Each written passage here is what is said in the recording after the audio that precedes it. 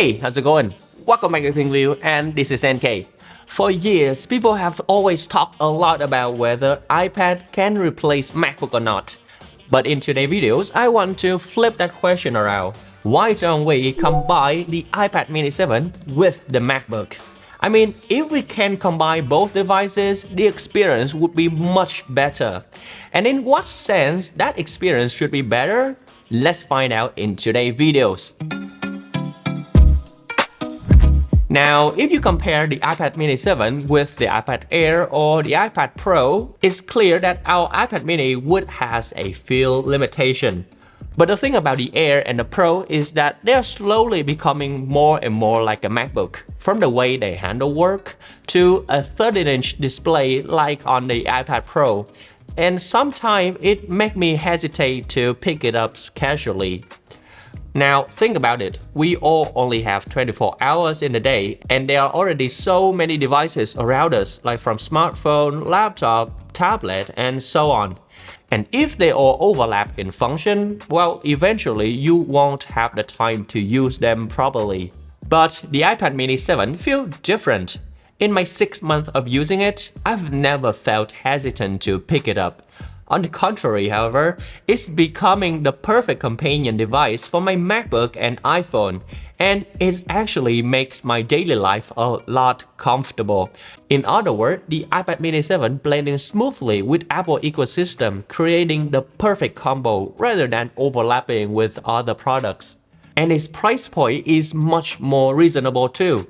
The starting point of this iPad is at roughly $500 US. So what exactly is my overall experience in the last 6 months with this iPad? Let me break it down for you. Now first off, the small and compact size really set it apart from the MacBook. The iPad mini 7 is only 8.3 inch, and because of its small form factor, I can easily pick it up at nighttime to read news or watch some show in bed, something that I would never do with the iPad Pro or even the Air. The iPad mini 7 also feels so light and easy to hold in my hand. Imagine after a long day at work, I can just lie back and stroll or watch movie comfortably for hours on this iPad mini 7, not that huge 13-inch iPad Pro or MacBook Air. And honestly, ever since using the iPad mini 7, I am starting to enjoy more gaming too. I wasn't even into mobile gaming before, but on this tablet, it just feels more enjoyable. Its 8.3-inch screen is big enough to feel immersive, but still compact enough to handle easily. Whether you play in casual game or FPS title like Delta Force, it's still super comfortable to reach all the on-screen control. And to me, I barely play any games or watching movie on my iPad or iPhone. So the iPad mini 7 added new values to my Apple combos instead of overlapping features like the Air or the Pro. And as I mentioned earlier, using the iPad and the MacBook creating a perfect combo. Now, let's see how they complement each other for work. One feature that I love is Sketch from iPad. It lets you create a sketch or drawing on your iPad and instantly insert it into your MacBook. For example, when I'm typing notes on Apple Notes but want to add a quick hand drawing idea, I just select the Insert from iPad and the iPad automatically opens a sketch page where I can use the Apple Pencil to draw and send it straight back to the Mac. Then there's Sidecar, which I know that many of you has been knowing or using it for quite some time. And it's super handy if you know how to take full advantage of it. Basically, Sidecar turns your iPad into a secondary display for your MacBook with almost no latency. It feels just like using an external monitor, and I'm pretty sure that there are tons of ways to utilize this free real estate. For example, I often move my chat window app onto the iPad screen to keep them separate while I'm focused working on my MacBook.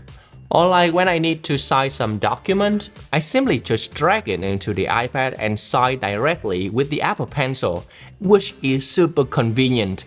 And when I'm working in Photoshop, I can move my layout window to the iPad and continue drawing and taking notes. A ThinkView, that's how we often use it for designing our thumbnail. And since I use Sidecar quite a lot, I know how cool it is to use it with a Smartfolio case. You can just prop it up like this and ta-da, you have yourself a second monitor. Or you can just lay it flat whenever you need to draw. Super convenient. And lastly, there are universal control, also one of my favorites. It lets you use the same keyboard and trackpad to control both macOS and iPadOS seamlessly. You can drag the cursor between the screen or even drag the photo straight from the iPadOS to macOS. I use this a lot in the Freeform app. This is also a powerful tool for brainstorming. Whenever I need to sketch an idea, I use the Apple Pencil on the iPad, or when I need to type out the notes, I just use my MacBook keyboard directly. Trust me on this is a lifesaver because without it, typing on the on-screen keyboard of the iPad would be exhausting. And that's how after 6 months of using the iPad mini 7, it became a crucial part of my daily setup. Because among all the iPad that Apple has made, from the Pro, the Air, and the A16, sure, they all have their own strength. But if we're talking about the device that adds something to your experience rather than trying to replace something, the iPad mini 7 is definitely the most balanced piece of the puzzle for the MacBook and iPhone user. But what is your thought about the iPad mini 7? Do you love the small form factor of its offer? Let me know in the comment section down below, okay? And don't forget to hit that subscribe button so you won't miss any upcoming videos about the latest tech. Now, thanks for watching. This is NK from ThinkView and see you guys next time.